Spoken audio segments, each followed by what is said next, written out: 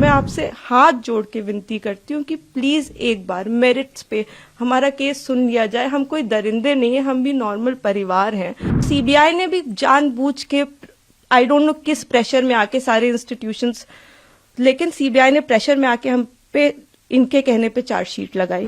अगर एक भी सबूत है कि मेरे पिता ने उस लड़की की तरफ आंख उठा के भी देखा है तो आप मेरे फादर को फांसी दें। इतने अच्छे सबूत हैं और जब तक मैं जिंदा हूं तब तक तो वो कागज कोई नहीं मिटा सकता, वो फैक्ट्स कोई नहीं मिटा सकता। मैं बस इतना ही कहना चाहती हूँ कि अगर एक भी प्रूफ है कि मेरे पिता ने उनकी तरफ जो ये एलेज कर रही हैं आंख उठा के भी देखा है तो आप मेरे पिता को फांसी चढ़ा दीजिए। लेकिन प्लीज एक बार मेरे केस के जो सारे फैक्ट्स है वो तो लोगों के सामने आने दीजिए। हम बहुत ही मुश्किल से जुडिशरी के पास गए थे, हमारे अपील में हमने सारे फैक्ट्स फाइल किए हुए हैं। उन्होंने अपनी टाइमिंग 3 बार बदली है। पहले उन्होंने कहा दोपहर 2 बजे, फिर उन्होंने एक मीडिया स्टेटमेंट दिया, उन्होंने कहा नहीं 2 बजे नहीं हुआ, शाम को 6 बजे हुआ। ये उन्होंने ऐसे इसलिए किया क्योंकि ऑलरेडी एक फोटो है मेरे पिता की कि वो मम्मी के साथ एक इवेंट में मौजूद है 2 बजे। फिर फाइनली उन्होंने जब एफआईआर लॉन्च की उसमें समय बदल दिया, 8 से 8:30 कर दिया। रिकॉर्ड पे है कि जो मेरे फादर की लोकेशन है वो जो अलेज कर रही है जो जगह उससे 17 किलोमीटर दूर मेरे फादर की लोकेशन है। वो खुद उस वक्त फोन पे बात कर रही हैं जिस वक्त उन्होंने ये टाइमिंग अलेज की है। तो इतने सारे सबूत होने, एम्स की रिपोर्ट है जो बता रही है कि वो 18 साल के ऊपर है और वो खुद को माइनर 15 साल की बच्ची बताती हैं।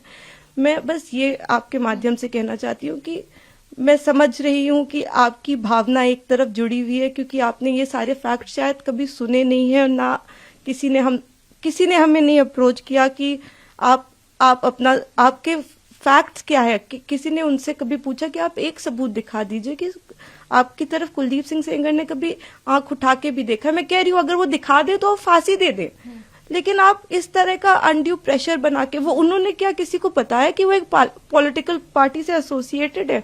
2022 में उनकी माँ ने विधानसभा का चुनाव लड़ा हुआ है उन्नाव से। ये सब चीजें वो नहीं बताएंगे क्योंकि वो सब चीजें उनके नैरेटिव को सूट नहीं करता।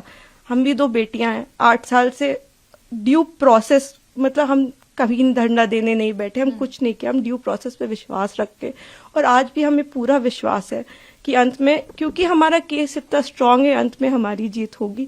लेकिन 8 साल हो गए। मैं आपसे हाथ जोड़ के विनती करती हूँ कि प्लीज एक बार मेरिट्स पे हमारा केस सुन लिया जाए। हम कोई दरिंदे नहीं है, हम भी नॉर्मल परिवार हैं और वो हमें कुछ भी पावरफुल बोल ले या कुछ भी कह ले, असल बात तो यही है ना कि 8 साल से इतने सबूत होने के बावजूद वो जेल में बंद है क्योंकि एक बार आपने ऐसा झूठा इल्जाम उन पे लगा दिया। इस केस में इन्होंने स्टेटमेंट्स तो अपने बहुत सारे बदले ही हैं जो कि आप अगर मुझसे कहेंगे तो मैं आपको डिटेल में प्रोवाइड कर दूंगी।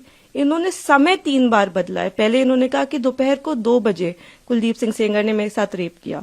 उसके बाद इन्होंने कहा नहीं दोपहर के 2 नहीं बज रहे थे, शाम के 6 बज रहे थे। फिर इन्होंने चेंज किया, कहा नहीं ये नहीं हो रहा था, शाम के 8:30 बज रहे थे। जब सीबीआई ने मेरे फादर की लोकेशन निकाली तो उनकी लोकेशन 17 किलोमीटर दूर उनके उन्नाव ऑफिस की पाई गई। सीबीआई ने दूसरे केस में सीबीआई ने जानबूझ के हमें चार्जशीट किया और उसके बाद जब दूसरे केस में चार्जशीट लगाई तो हमें पता लगा कि हमने जब वो सीडीआर देखे तो हमें पता लगा कि ये तो उस वक्त पे फोन पे बात कर रही थी। तो सीबीआई ने भी जानबूझ के आई डोंट नो किस प्रेशर में आके सारे इंस्टीट्यूशंस, लेकिन सीबीआई ने प्रेशर में आके हम पे इनके कहने पे चार्जशीट लगाई। मैं देखिए किसी पे इल्जाम नहीं लगा रही, मैं बस ये कह रही हूँ कि अभी भी ये सारे तथ्य हमारी अपील में मौजूद है। हमारे पास इनका एक रिकॉर्ड है। एक बार हमारी बात प्लीज सुन ली जाए क्योंकि हम भी बेटियां हैं, 8 साल से इधर उधर भटक रहे हैं। उनके साथ देने के लिए तो बहुत लोग हैं। हम अकेले ही कोर्ट जाते हैं, अगर वो हमें गाली देते हुए भी हमारे बगल से निकल जाती हैं तो उनके पास सिक्योरिटी है, हमारे पास मैडम सिक्योरिटी नहीं है। वो गाली भी देती है तो भी सब कहते हैं कि तुम्हें अपने पापा को निकालना है ना बेटा तो सीधे देखती रहो, गाली खाती रहो, लेकिन तुम्हें जवाब नहीं देना है। हमने आज तक किसी को जवाब नहीं दिया यही सोचते हुए क्योंकि हम प्रोसेस में कि हम हर चीज सही ढंग से करेंगे, हम किसी ऐसे वैसे लोगों के पास नहीं जाएंगे तो कहीं ना कहीं इतने सबूत है इसमें कि हमें जीत मिलेगी। तो हम उसी का इंतजार कर रहे हैं। हम हमारी बस हाथ जोड़ के यही कि हम बिल्कुल विश्वास करते हैं, हम सारी संस्थाओं पे विश्वास करते हैं, लेकिन मैं बस इतना प्रे करना चाहती हूँ कि किसी के प्रेशर में आके कोई काम ना हो। आप सबूत देख के काम करिए। अगर सबूतों में हमारे जरा सा भी आपको गड़बड़ लगे तब आप ये काम करिए, लेकिन नहीं है। उनसे कहीं ना वो एक चीज सबूत दिखाए। वो बोलते हैं कि ट्रक वाला जो एक्सीडेंट बताते, कितनी मिस इन्फॉर्मेशन है कि 11 बार कि हो सकता है। IIT दिल्ली, CBI, NHRC सारी की एक्सपर्ट टीम बनाई गई थी, इसमें सबने पाया कि वो नेचुरल एक्सीडेंट था। मेरे फादर उस केस से डिस्चार्ज हो चुके हैं, लेकिन आप देखिए आपको कोई मीडिया चैनल नहीं बताएगा कि मेरे पिता उस केस से डिस्चार्ज हो गए थे जिसमें वो कह रही हैं कि लोगों को मरवाया। आज भी आपने यही नैरेटिव बना रखा है कि लोगों को मरवाया। मतलब इतना झूठ, इतना मिस इन्फॉर्मेशन है वहां पे कि मैं बस रिक्वेस्ट करना चाहूंगी, प्लीज किसी तरह का मिस इन्फॉर्मेशन मत फैलाएं। आपके जैसे भी सवाल हो आप मुझसे पूछ लें। आप फादर की डेथ की बात करते हैं, मेरे पिता उस वक्त टाउन में ही नहीं थे। He was not even present in Unnao. ये भी एलिगेशंस लगाए गए हैं। जी, मैं इसीलिए मैं ट्विटर पे रोज मुझे रेपिस्ट की बेटी और जाने क्या क्या कहा जा रहा है, तो मैं जानती हूँ अगर हम अपने फैक्ट्स भी ट्वीट करते हैं या हम फैक्ट्स भी बताने की कोशिश करते हैं तो हमें बहुत अलग अलग नामों से बुलाया जाता है।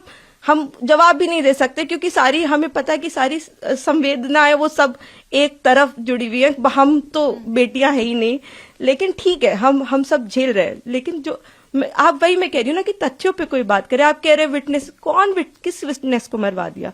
अगर एक रिपोर्ट है कि वो नेचुरल एक्सीडेंट था तो हमने कैसे वो कराया? आप बताइए ना। IIT दिल्ली तो झूठ नहीं बोले, एक्सपर्ट टीम्स बनाई गई, इतना प्रेशर बनाया गया। मेरे घर में रोज रेड मारते थे, रोज मेरी माँ को परेशान करते थे, मुझको परेशान करते थे, क्योंकि उस वक्त भी इसी तरह मीडिया में प्रेशर बनाया गया था। तो मैं बस इतना ही मैं सच में it's my humble request to all of you, आप पहले केस जान लीजिए, आपके जो भी सवाल हो आप कर लीजिए।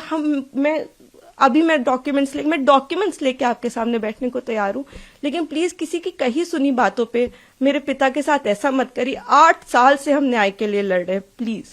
जी, मैं सारी चीजें देख रही हूँ। मैंने आपको इसीलिए बताया कि कुछ उनके पॉलिटिकल अफिलिएशंस भी हैं और मुझे कोई वो बिल्कुल प्रोटेस्ट करे, लेकिन जहां वो प्रोटेस्ट कर रहे हैं उनसे आप एक बार जाके कह दीजिए कि आप प्लीज सबूत दे दीजिए, एक बार दिखा दीजिए कि क्या सबूत है कि कुलदीप सिंह सेंगर ने आपके साथ ऐसा ऐसा किया। एक बार मैं मीडिया के मेंबर से रिक्वेस्ट है कि कोई भी एक बार जाके उनसे पूछ ले कि आप एक सबूत दे दीजिए। मैडम, मैंने तो 6-7 पॉइंट बताए हैं, आप एक पॉइंट बता दीजिए कि ये सबूत है कि आपके साथ ऐसा ऐसा उस दिन हुआ, सिवाय आपके बोलने के, जिसमें भी आपने कई बार अपने बयान बदले हैं।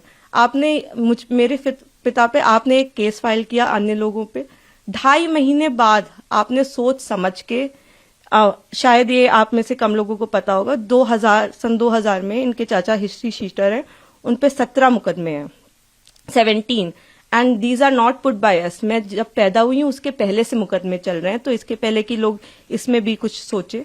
17 मुकदमे सन 2000 में वो मेरे चाचा पे अटेम्प्ट टू मर्डर का उनके ऊपर केस चला है, वो इस वक्त तिहाड़ में बंद है, जो इनके चाचा है। तो आज की इनकी दुश्मनी नहीं है हमसे, इनकी दुश्मनी हमसे पुरानी है।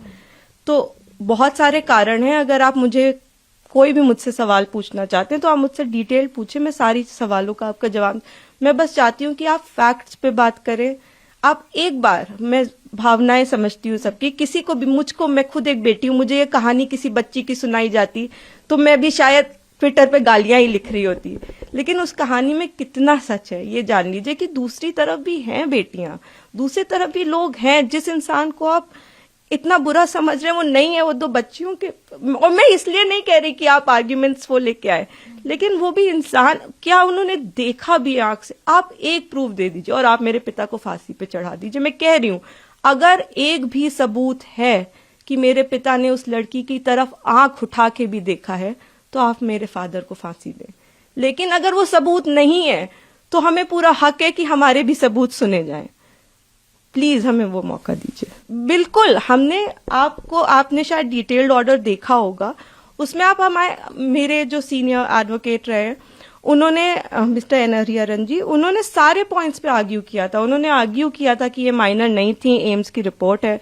उन्होंने आर्ग्यू किया था कि 3 अलग अलग इन्होंने टाइम बताए। उन्होंने आर्ग्यू किया था कि हमारे पिता की CDR लोकेशन 17 किलोमीटर दूर की। उन्होंने आर्ग्यूमेंट किया था कि ये फोन पे है। आप ऐसा नहीं है कि कोर्ट के सामने हमने जाके कह दिया हम पब्लिक सर्वेंट नहीं है और कोर्ट ने कहा कि आप रिहा हो जाइए। हमने सारा पूरी चीज कोर्ट के सामने प्रस्तुत की और हर चीज लीगली हुई है। मैं कह रही हूँ कि जो लोग ऑर्डर का ऑपरेटिव, आप पूरा ऑर्डर पढ़िए ना कि क्या हमारी तरफ से सिर्फ एक ही आर्ग्यूमेंट किया गया है। हमने पूरी चीज, हमने 5 पॉइंट अपने कोर्ट के सामने रखे हैं। तो आप लोग बेहतर समझते हैं कि वेकेशंस में, और आपने मुझे ऑलरेडी बताया ही, लेकिन हमें जुडिशरी पे पूरा विश्वास है। हम 8 साल से इसी विश्वास पे जिंदा हैं क्योंकि हमें जुडिशरी पे विश्वास है, हमें इस प्रोसेस पे विश्वास है कि एक ना एक दिन इतने अच्छे सबूत हैं, और जब तक मैं जिंदा हूं तब तक तो वो कागज कोई नहीं मिटा सकता, वो फैक्ट्स कोई नहीं मिटा सकता।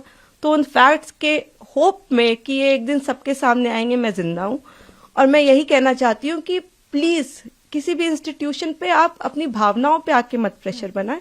आप एक बार फैक्ट समझ लें, आप समझ लें कि आप क्या सपोर्ट कर रहे हैं, किस चीज का सपोर्ट कर रहे हैं। आपने सिर्फ एक साइड सुनी है अभी और दूसरी तरफ को जानने की कोशिश भी नहीं की, तो थोड़ी कोशिश करके, बाकी हमें पूरी उम्मीद है कि हम आगे इसमें जीतेंगे। ये हम उम्मीद पे ही 8 साल से जी रहे हैं, लेकिन होपफुली कि हमारे फैक्ट्स इस बार इग्नोर नहीं किए जाएंगे। हमें पूरी उम्मीद है कि हम सुप्रीम कोर्ट से जीतेंगे।